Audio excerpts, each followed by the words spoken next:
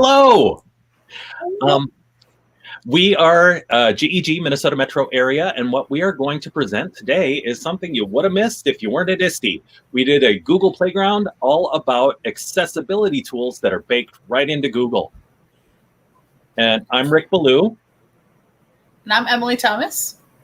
And we're going to get started without any further ado with Google Playground accessibility.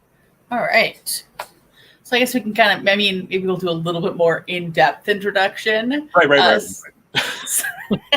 So I'm a technology integration analyst and trainer for an intermediate school district in the northeast corner of the metro area in Minnesota. And I'm Rick Ballou. It says all fancy there, Frederick Ballou. That's my, fancy name. I'm a music specialist, and in the fall, I will be a Tech TOSA for in LCR. So I'm a long call reserve for a Tech TOSA at the beginning of this coming school year. And you can find me at Ballou EdTech and Emily at EKT EdTech. We're really inventive with our Twitter handles here. What would be the best way to describe who I am and what I do? Oh yeah. So some name and EdTech. Yeah, good enough. Clever. All right, so we've kind of divided this up into three separate sections. So these are the things we're going to go over today, talking about accessibility tools, making accessibility tools work for you and your students, and then some innovative accessibility solutions. But first, we did want to kind of call out all of the different accessibility things that we did to make this presentation accessible to as many people as possible. So we have high contrast, so that is the black background with the white text. We are using the Lexend Deca font, which according to Lexend has demonstrated effectiveness in increasing fluency over using Times New Roman when reading on the web. If you go to lexend.com, they do have some pretty cool examples showing kind of students and adults reading speed for Times New Roman online and Lexend, and some explanations on why it's more accessible. If you want to check that out, you can go to lexend.com and check it out. You also can kind of do a test and see if it is indeed faster for you to read online than Times New Roman. All of the images have alt text, and then we checked one of the tools that will be in the second section's Grackle slides to check, and then we passed on the accessibility for this presentation. So let's get into some accessibility tools. The first one, and I'm going to apologize in advance, I do get a little bit soapboxy about these because I think captions are just the most important thing. So that's why there's a couple of things we're going to talk about with them. So it helps make online content accessible to everyone and provide educational opportunities for students and adults who are deaf and hard of hearing. It is an accommodation that is oftentimes required by a 504 and Title II of the Americans with Disabilities Act. So it has been studied over and over again that learners comprehend and remember more of what they hear and read than what they just hear. So that does support that as well. And captions can help users in a variety of other everyday situations listed here. I know I'm a person who has captions on all the time. Every time I watch a show, I have captions on, unless it's YouTube and they have not updated the auto captions, and then I do turn them off because auto captions that are inaccurate to me are worse than no captions at all. So people still prefer them, but you can use them in a quiet environment when you're multitasking. So many uses for captions. So early 2021, Google released captions for Chrome that are generated in real time for just about any media with audio on your browser. So this is going to be any video site, so that does include YouTube, Vimeo, any other video site you might be using, any social media sites, podcasts, radio content, personal video libraries like your Google Photos as well, and a bunch of other video and audio chat services. It is currently supporting English only. There is planned support for additional languages in the future. And it's currently available for Windows and Apple computers, coming soon to Chromebooks. The Chromebooks may have been released recently. I didn't check after this weekend. but it may be out now, but check to see when the availability for Chromebooks is there. This video does walk you through how to set it up, but it's going to be in your Chrome settings in the advanced section. Super easy. Once you turn it on, it will start captioning everything on your browser. So another cool option, this was one that you've maybe seen before because it's been around for a couple years. It is captions in Google Slides. And the captions are based on what you are saying. So I'll actually go ahead and turn them on right now. So in this little hover menu down here, if I click on my 3 dots, I have caption preferences. And then if I toggle them on, it will start captioning where I have them placed. So I have these at the top. I think the top is a little easier for students to see, particularly in a classroom setting where they're going to be at the top of what's projecting. It is pretty great if you are close to your computer. I am about a foot, maybe a foot and a half from my computer's microphone right now, and it's doing a pretty good job of picking up exactly what I'm saying, not getting any ambient noise from what's going on around me or outside. But so that exactly, but pick me up. It does not pick Rick up because it's not. Cool. It might pick him up if I didn't have headphones in, but because I have headphones in, it isn't not going to pick that up. In a classroom, it will pick up other student noises if they are close to the computer, if they are loud, as student noises can be. So just a thing to be aware of. It can happen. So again, to turn those on, it's this hover menu down in the lower left, the 3 dots, and then caption preferences. You also can change the text position, top or bottom, and then select your size. I have medium, but it can be larger. So yeah, whatever you prefer. I prefer the medium size because I think that's pretty good for most kind of video. So I'll leave those on. And again, here is the instructions showing how to do that. This is the old version. Google just recently updated this. As you notice, there's no more CC icon. It's now buried in the captions. So these videos have the old instructions, but it is still more or less how you turn them on. So then this GIF is going to show you how to auto-edit captions in YouTube. So I mentioned earlier that I always have captions on unless the auto captions on YouTube haven't been edited.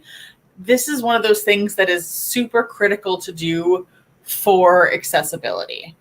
When you upload a video to YouTube, it can be public, unlisted, or private. Google will go through and have the AI generate captions for that video.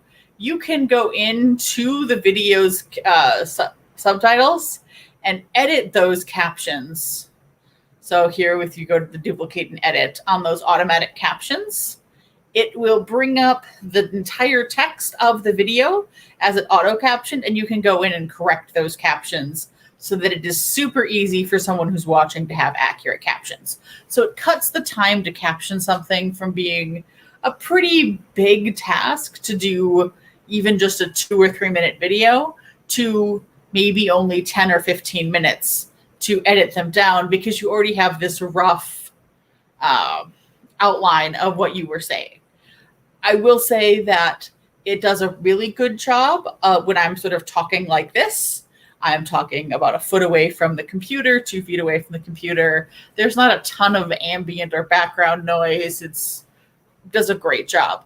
If somebody is further away, is a little bit muffled, is speaking very quietly, doesn't speak very clearly, or English may not be their first language, sometimes it's a harder time picking up captions, so those will take a little bit more work to edit them. Okay, read and write. So we're moving out of the Google and caption space to one of my absolute favorite tools to use with students, and that is the free educator extension. This is free for teachers and students. It's a Chrome extension by TextHelp called Read and Write. It is spectacular for doing kind of 3 things.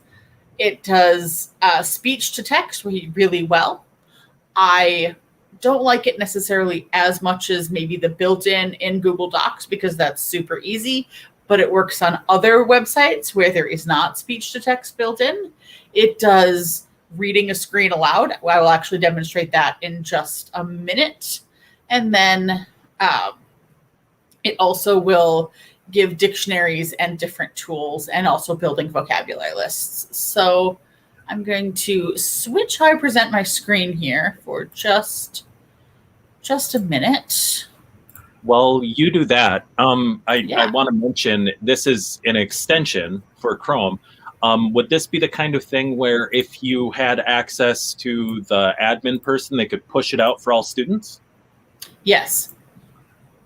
Cool. That way it'll appear on all their Chromebooks and Chrome devices. Mm-hmm. Cool. Okay, so I guess I'm going to have to share my entire screen because apparently on a window I can't share the audio. So we're just going to share my whole screen, and I'm just going to jump back over to the place I want to be anyway. All right. Cool. So if I open up this article, I just grabbed a random EdTech article, apparently from a couple years ago, but whatever, doesn't matter. I have my Read and Write extension already installed up here. If you don't see it in this sort of short couple of list here, it's probably hiding in your puzzle piece, but it is a purple puzzle piece. And when I click on it, it's going to open up the menu. So then if I come into the article and highlight some text, I click the play button. What's a Knox? That was the confounding question assistive technology specialist Neil Mackenzie faced a year and a half ago from one of the 100 plus visually impaired students he helps in the classrooms of Northern California's Sonoma County. Okay, so I'll stop it there just because we don't need to have it read this whole article to us, but it does a really nice job of highlighting the sentence you're in, then making sure you know which word it is as it goes along, and it reads very clearly. I have picked the lovely British voice.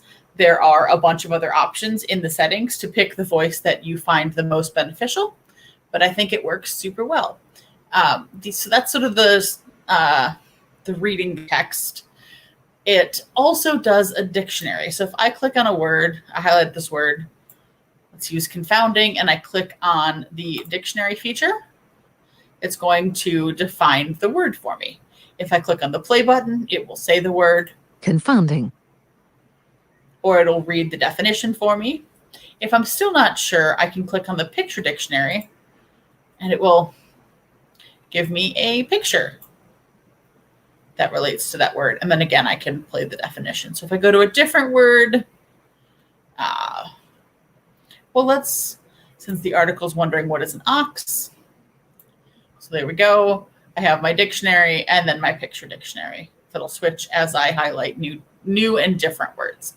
So super cool tool for help assisting students when they are reading. This is great for English language learners, as well as any other student who may need some support in comprehension or just fluency, whatever it might be. It does predictive text when typing, so you can use that. Again, it's one of those features that, because I didn't teach a subject where I would want that, I don't quite know where you would use it, but it definitely works really well at figuring out what might come next. And the last thing I wanted to demonstrate was the highlighters. You can build a vocab list.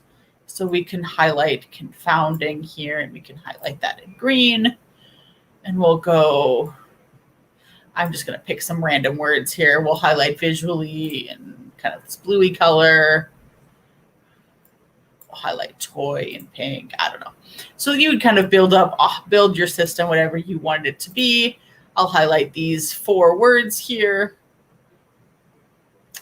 And then I can collect them all into a Google Doc. So it will create this Google Doc for you with those words in it, a link to the article and whoever created it. Super quick and easy.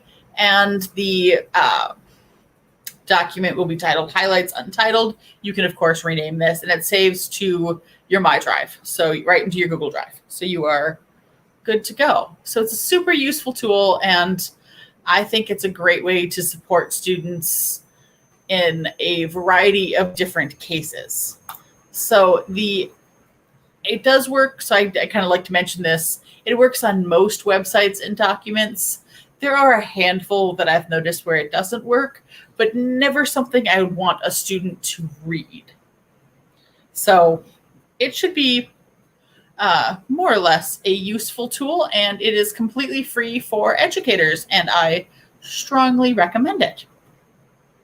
So with that, we're moving on to alt text.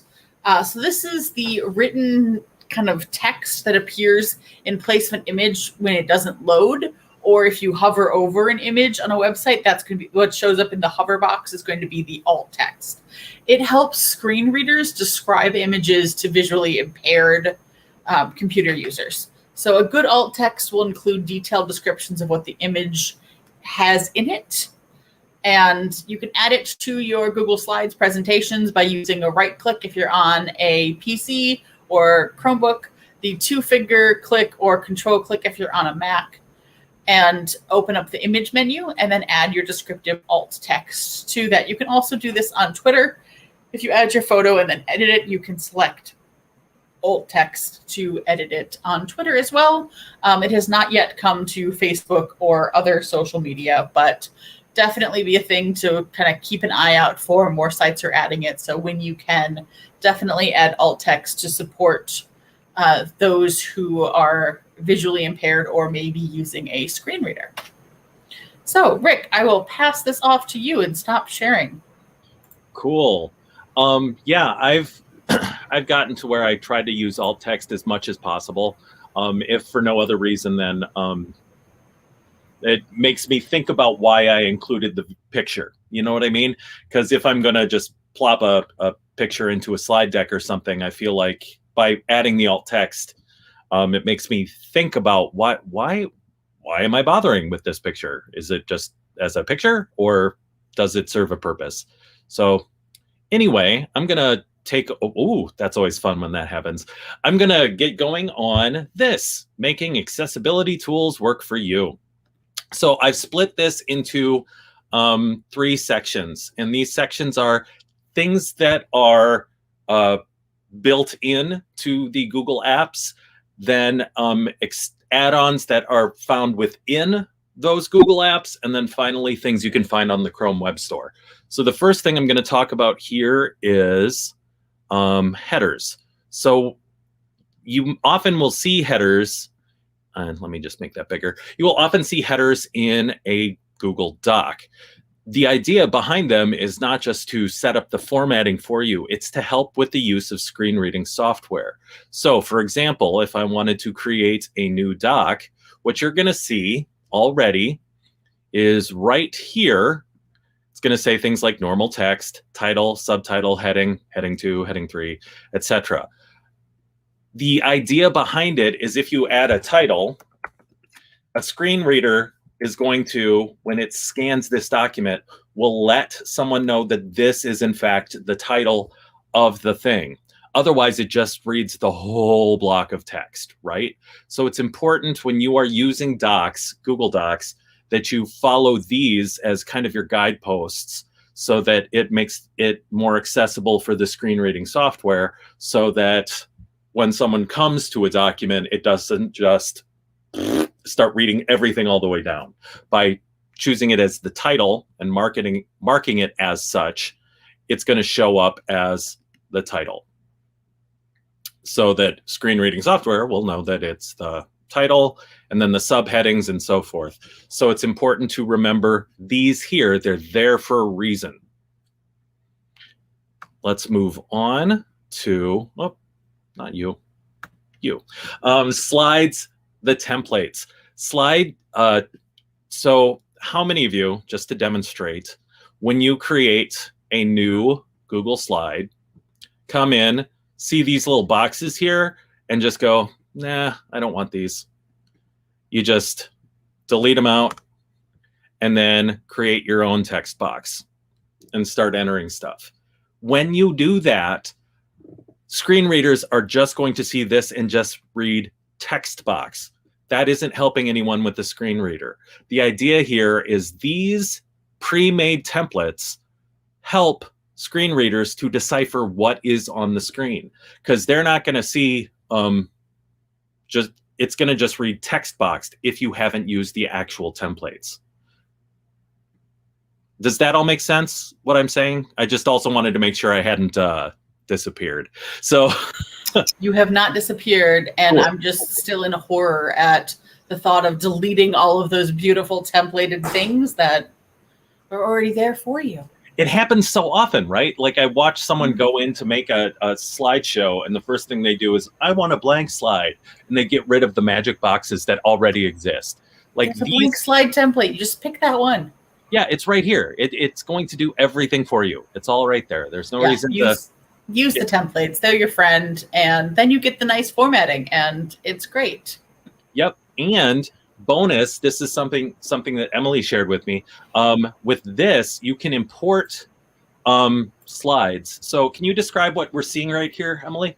Yeah, so this video shows you how you can import a slide template, but if you can then import slides and import templates so that you can reuse your slides without actually, how do I want to say this? Without like recreating it. So and when you import the slides or the template, so when you import slides, that's in the file menu, file, import slides.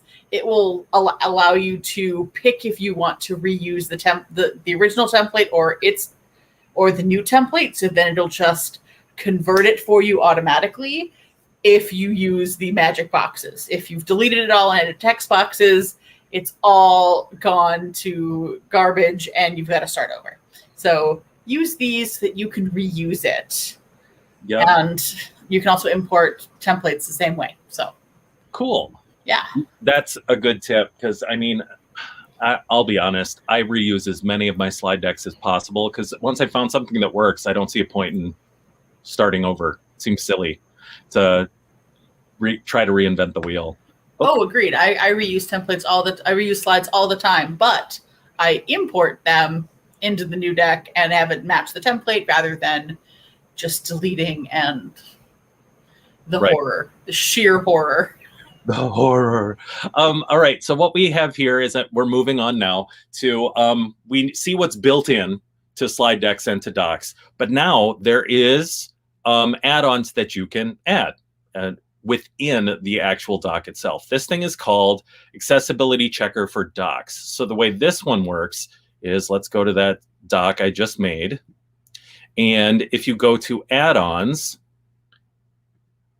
you can get an add-on, and you would click get it and get this guy. Once you have it, you can click this button, and it's going to check to see that it's accessible.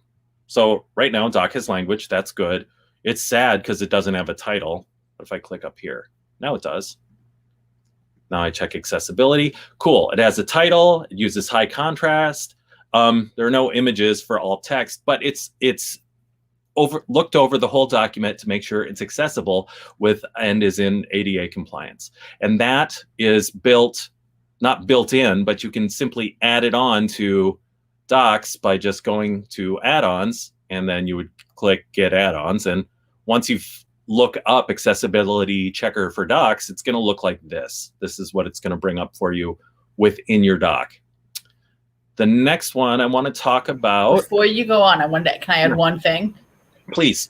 For your add-ons, when you're adding them, and you may get, if you're on a district account, you might get unavailable or check with administrator. That just means your district has said that they're going to check add-ons and add-ons mostly before you add them. So send an email to your tech department, let them know what it is and why you want it, and they'll usually let you have it. But just a tip, if you do get an unavailable to install or something like that, that's probably why. Right. And I mean, I can't imagine they would say no for Accessibility Checker. No, absolutely not. It's such a great extension. It doesn't require any weird permissions or anything. So you should be good. Speaking of, the next one that we're going to talk about that hopefully your tech department is cool with is Accessibility Checker in slides. And just like the other one, let's go to our doc. And you would just click on add-ons. You would have to click get add-ons if you didn't have it, but this is accessibility checker. Let's check now. I think I'm going to get some sad faces because there's no title, but it'll have language. And what, again, it's checking for alt text. Images have alt text, charts, other checks, and it's going to keep track of to make sure everything within your slide deck is compliant. For example, just for funsies. I was going to say, do you want to just for fun see how we did on this one? Yep, here's our deck right here. Let's go to add-ons. Let's go to this, check accessibility.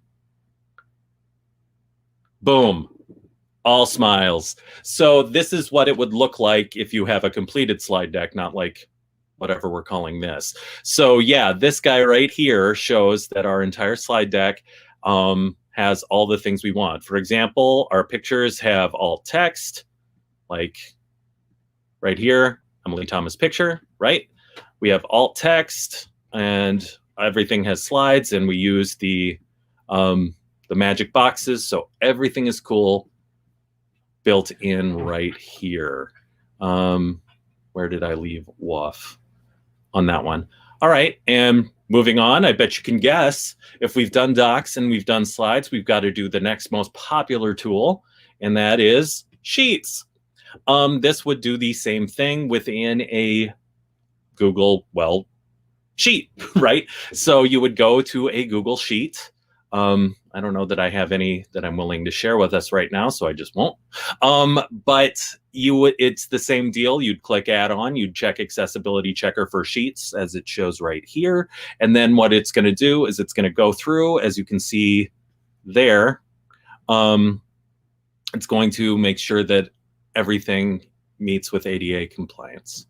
All right, we're going to move on to Grackle. Again, one of the best named tools out there. Grackle, what it is something that you actually find within the Google Web Store. So you'd go to this fancy little icon right here, and you type in Grackle. And it's going to bring up this guy, Grackle Accessibility Checker for G Suite. And so when you click on it, you would then add it to Chrome. It's going to want to add the extension.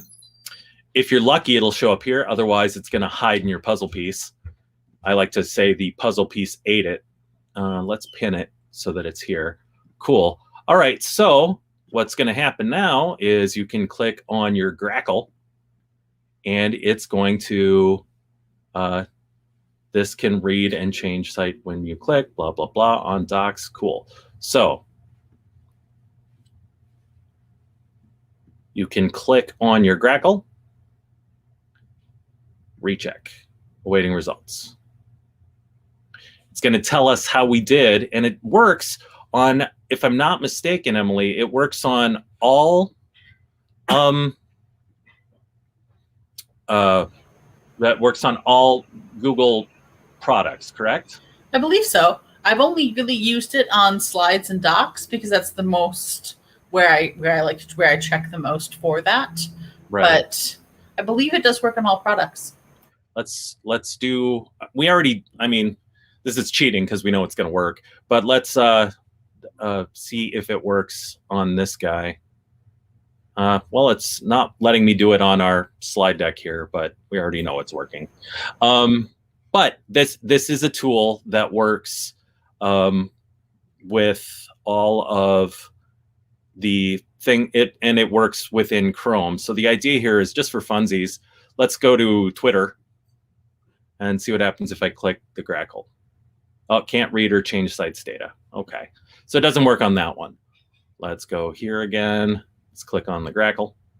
This can read when you click the extension. Cool. Come on, Grackle. Grackle it up. Cool.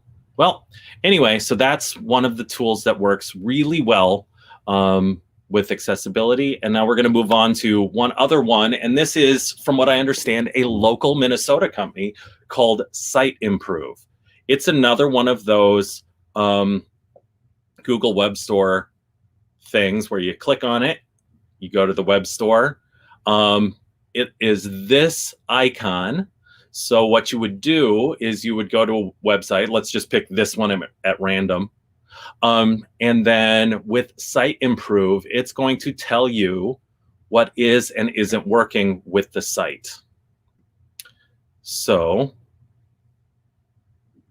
let's go back to the site. Let's click on Site Improve. Boop. All right, so this website from just a random person, it's going to show all the various issues that have occurred. For example, there's a non-text content. It looks like this image has non-text, all right? So, and it talks about what's wrong with it, but then it's gonna show you how to fix it, which is one of the really cool features. Let's go to this guy right here, just for funsies. These are all the fancy badges that this person has earned, whoever this person is. And so you can click on it and it'll show you what's wrong and how to fix it. Such a cool tool, such a great way to make sure that these great sites and resources that you're building for staff and students are accessible. Absolutely. And what I like about Site Improve, besides, as you said before, it's a Minnesota company, because, you know, we're GEG Minnesota, right? But I love that it tells you what you've done wrong, which, I mean, that's cool. But it then gives you, like, here's how you can fix it so that you can, you know, fix it. That said, we did this at the ISTE Playground and I've changed nothing to be ready for this. That's why, not because I forgot or anything. And it takes, I mean, we know it takes a lot of time to get those updates made. It's a lot of work, but it's important work. So Agreed. It's worth the time, but it does take time. Yep. All right. We're going to keep on cruising to the innovative accessibility solutions. So many of these come from my school district, which is an intermediate district, meaning we provide special education and other alternative education opportunities for students to 14 member districts. So these are just a few of the innovative solutions that teachers have come up with. So this one's really kind of a fun one, but really works well. So some teachers that I was working with had some non-readers and some emergent readers, and they didn't always have a learning partner with them, so a parent or guardian or a support care staff with them. So the teacher was finding they were spending the entire hour-long lesson block just navigating to the right assignment in Google Classroom, because the students were having a hard time reading the language, because the language in Google Classroom is stream, classwork, people. Of those, people is really the only word that's going to be super accessible for students, and that's the one that you don't really want them to go to ever, because they don't really need much in there. They need things in the stream or in classwork. So one of the ways that we were able to help those students navigate there independently is to assign each week a different food. So here is week 18 is taco week. And then each of the different assignments inside of that week had the same symbol every week repeated. So math was always the plus sign. The book, open book, was always shared reading. The stack of books was always the book study. Morning meeting was always the sun, et cetera, et cetera. So keeping those consistent. So then the only thing that would change from week to week is the food of the week. So that sort of made it's fun, but also a great way to get those students to navigate independently because they could follow the images. So on the next slide, I've got a video of the teacher actually talking about it herself. And Rick, let me know if the audio doesn't come through, but it should be coming through now. I hear it.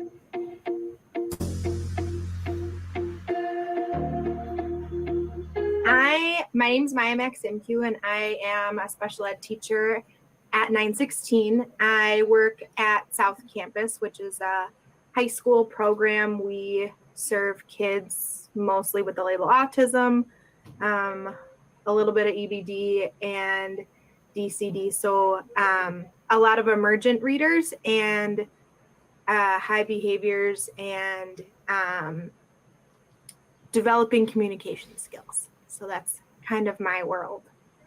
Distance learning was a wild ride. So I had a lot of students who don't know how to work a computer, or just very emergent computer skills, like they know how to click but not how to type, and navigating them through a website can be really difficult, especially when you're over a video chat and you're not able to say, right here, point to this, click on this.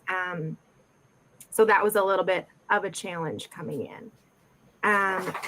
My distance learning model was through Google Classroom, paired with a Google Meet. So I would have slides up on my screen using Pear Deck and Jamboard and Google Slides to teach the lessons I usually would in person. One of the hangups came when we were trying to get our students to just navigate to the right lesson. In order for them to manipulate the screen, they had to be the one to pull it up on their side. And that had been a difficulty. So I worked with Emily, and she mentioned these emojis that you can put in your Google Classroom. So I added them to all of my topics. I just did like a random food so that I could say, okay, go to the cheese week, or go to the pizza picture. That's the one we want. That's the week that we want. And then under the weeks, it would be a picture to go with each lesson. There's a pencil next to writing. There's an open book next to shared reading, a stack of books next to book study. Just some different ways for those emergent readers to successfully get to the right place so we can actually work on those reading skills, but we don't want to reach our frustration point before we even get the lesson open. So that was a good strategy that really helped my kids get to the right place.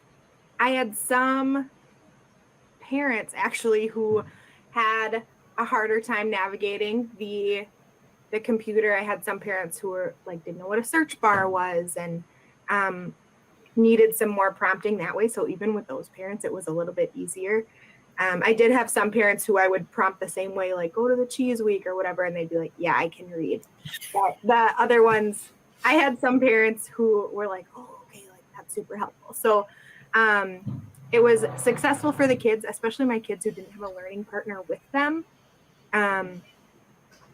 It helped the parents who were there to be the learning partner, and then my kids who didn't have a learning partner, help them to just navigate to the right lessons a little bit easier. So that was really helpful. One student in particular, it took a long time for him to understand that was part of the routine, and looking through and getting all of that figured out. And with the visuals, it helped a lot more. It helped him understand what he needed to do a little bit more.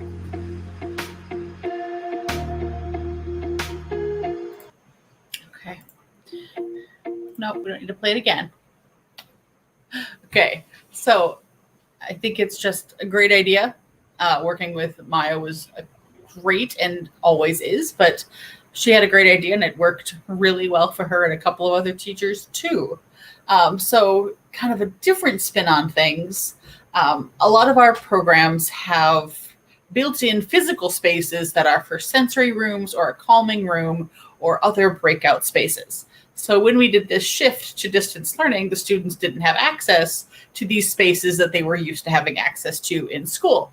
So these school social workers and psychologists sort of used this idea of the Bitmoji classrooms that were all the rage in like April 2020. And they built virtual sensory and calming rooms for those students, which is super duper cool. So here's the sensory room, which is just like, I love it. I want this to just like be an office or like space that I could just go hang out in. It looks so cool. So I will actually click on it to open it up.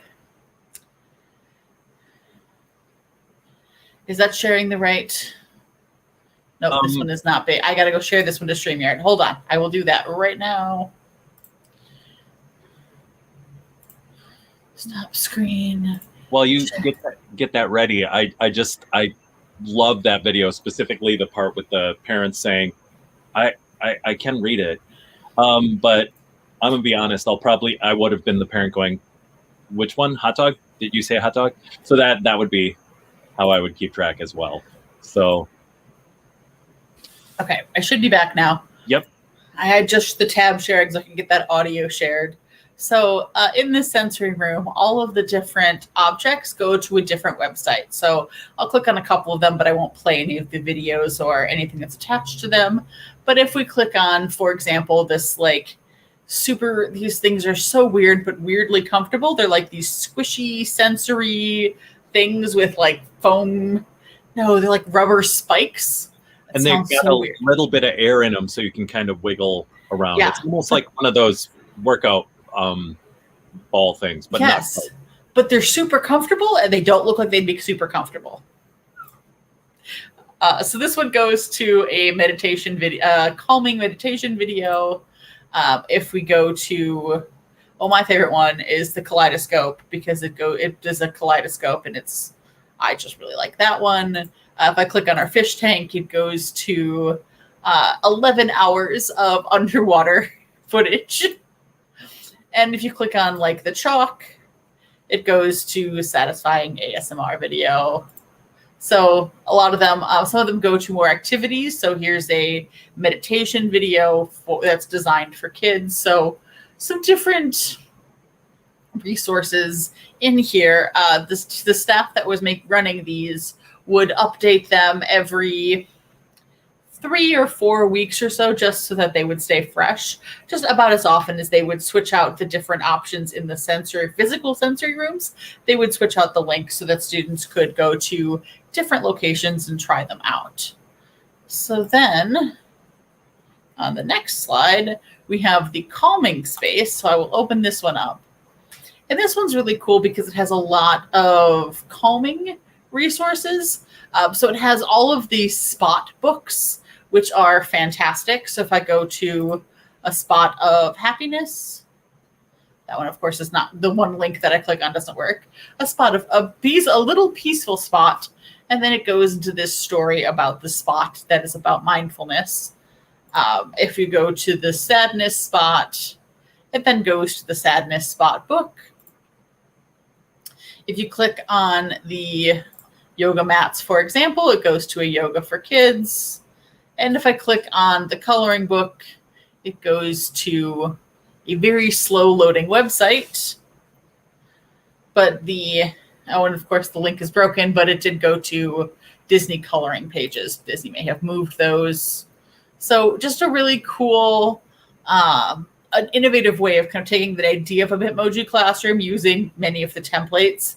I've seen so many classrooms with this sort of multicolored floor with the white brick background. So I think it's a super cool way of using those. And they also made one for teachers that had some teacher yoga and other calming resources for teachers, which we all, I think, could have used a little bit during the last school year and a half. So another really cool, innovative idea came from the same program where Maya works. It is using Jamboard, which is built it's digital whiteboard that's built right into Google Workspace, where all participants can move and manipulate the content just sort of right there on the slide, right there on the screen. So it's embedded right into Google Meet. You can share a template or an existing presentation, or jam as Google calls it, with all of your students in Google Classroom, just like you normally would. And in this particular example, the kind of typical activity would be students manipulating letter cards on their desk to practice word stems, or using it on the whiteboard and magnetic letters to work with word stems. So then the virtual activity was to use Jamboard to manipulate them. So I have a GIF of that on the next slide, where the student is moving the letters to build the different word families. And then the line and the ELL is a part of the background in the jam slide, so that it is not something that the student can move around. So it keeps them from being able to move that, getting frustrated clicking on the wrong thing, they can just move the bit that they need to move and practice building their word stems. So super cool resource. I really like that innovation that we found. So I just threw in here, this was connected to another presentation I did a little earlier this summer, but there are several other innovations that don't fall with in G Suite. So if you're interested in those are at this Wakelet here. And if you're also interested, I'll just click on it really quickly. If you are interested, there are all of the videos with all of the teachers. So all of the interviews that were done with every teacher who had an innovation is in here in a playlist. So you can watch any or all of those if you would like. And I threw, wrong way. I just threw that into the chat. So people watching it later, assuming the chat populates, it will be a clickable link. Excellent. Thank you. All right. Well, I think this is the other clickable link we need. Thank you for anybody who's watching live, or if you're watching the recording, we're glad that you stopped by and watched the recording. You can get a free 1 hour continuing education credit certificate from us if you go to this link, bit.ly, and then in all caps, and the caps do matter, MMAGEGCEU. So again, bit.ly/MMAGEGCEU, and you'll fill out a quick little certificate and get an automatic email with a 1 hour certificate for you. Yep. And that was awesome, Emily. I really like the virtual calming room. That's maybe my favorite thing that people came up with. Yeah. I kind of want to see the teacher one, but I don't know. Was it not necessarily kid appropriate, the teacher one, or? I mean, it wasn't not kid appropriate. It just hasn't been updated. So it's really not, it's not in the best shape right now. That's why I didn't share that one. But Right it did have some really good yoga with Adrian, sort of, adult yoga videos and some resources for kind of doing your own at home happy hour. Got it. Right on. All of those things that teachers needed in the last, really always need, but especially in the last 2 years. Yeah, there's been a lot. So it's been a year. Definitely.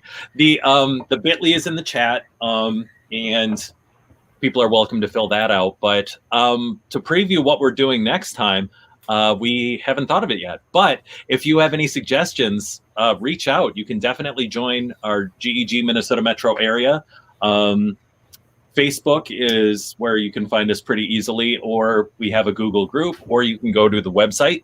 But no matter how you find us, please find us and tell us what you'd like us to do next. We're kind of curious. And is that a pupper I see in the background? Yeah, I think the pupper just came in, decided to lay down out here rather than the other room. So, there you go. Yeah. Millie decided to join us for the last 2 minutes. Well, the best part was the Jamboard stuff and also the virtual room. It's true. It is pretty cool. If you have or connect with either of us on Twitter, both of our handles are on the screen on the last slide as well.